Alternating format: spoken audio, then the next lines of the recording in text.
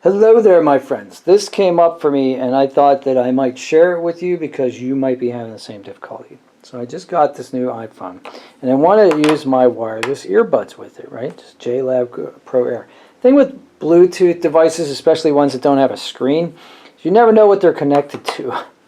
So I could not figure for the life of me what these JLabs were connected to until I figured it out. They were connected to this Fire tablet, this Amazon tablet.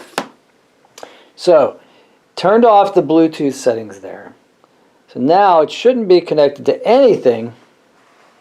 So swipe down, turn Bluetooth on. Actually, go ahead and press Bluetooth, then press it again, and then hit Bluetooth settings. Now this comes up.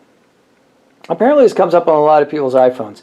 And apparently it's a selfie stick or a way to remotely take a picture with your iPhone. So it comes up on everybody's devices, I guess.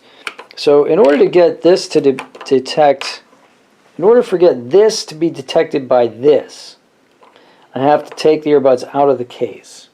So this should show up here as JLab Go Air. And of course, now that I'm saying that, it's not. Ah, it did. Okay, great. So if I click on JLab Go Air, it should say connected, and it does say connected. Great. So now I can use these and play music through my earbuds, or I can have a phone conversation. So let's see. So it says not connected. Take them out.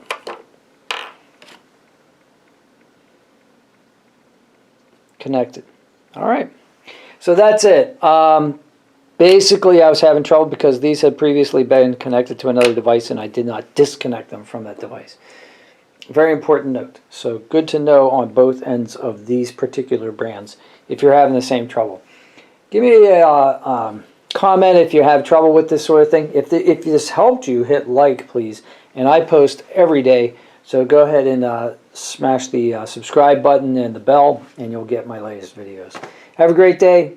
See if you can do something nice today for somebody without getting caught.